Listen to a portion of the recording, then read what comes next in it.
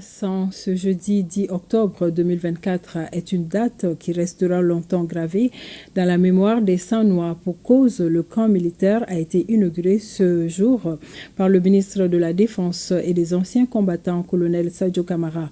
Bâti sur une superficie de 500 hectares, ce joyau architectural pourra enfin accueillir le 23e régiment d'infanterie motorisée. Cette volonté du chef suprême des armées à sécuriser les Maliens devrait porter un coup aux ennemis de la paix qui sévissent dans la région de San. La correspondance de Drissa Kone. Dans ces derniers temps, la région de San et environ ont été agitées par le mouvement des groupes armés terroristes. D'où la nécessité absolue d'un camp militaire dans la région de San. Et c'est ce joyau architectural bâti sur une superficie de 500 hectares qui est inauguré ce jour 10 octobre 2024 par le colonel Sadio Camara, ministre de la Défense et des anciens combattants. Une date désormais gravée dans les annales de l'opérationnalisation de la 17e région. C'est pourquoi les populations de San sont sorties massivement pour dire merci aux autorités de la transition. Après la pose de la première pierre, le 23 mai 2023, nous voici aujourd'hui, le 10 octobre 2024.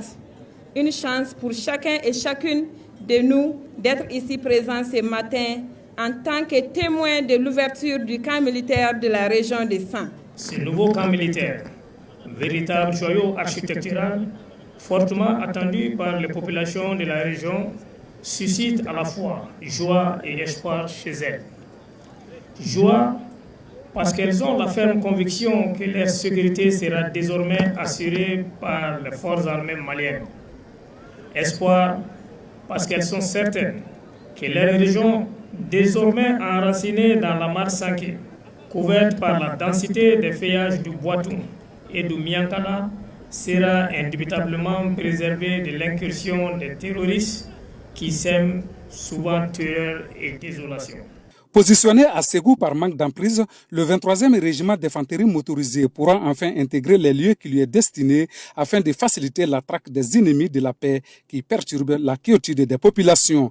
Les infrastructures ainsi réalisées abriteront le 23e régiment d'infanterie motorisée placé sous le commandement de la région militaire numéro 2, c'est-à-dire la région militaire de Ségou. L'infanterie, qui est la reine de la bataille, toutes les autres forces de l'armée de terre concourent à son succès, parce qu'elle est la première sur le terrain et c'est avec elle qu'on occupe le terrain.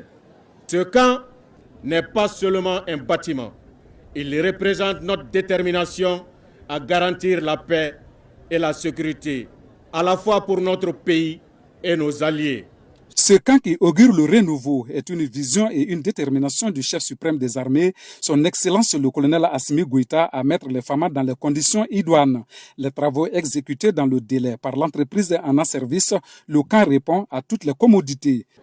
Ce joyau militaire, s'étendant sur 500 hectares, vient harmoniser les dispositifs et le maillage sécuritaire des San.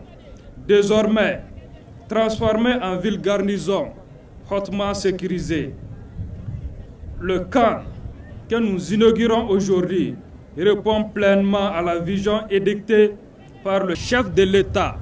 En effet, il se compose de postes de commandement, de zones de vie, de magasins d'armes, d'infirmerie, de hangars mixtes pour engins, d'un réseau d'adduction d'eau et d'électricité, d'éclairage public, d'un système de sécurité très avancé.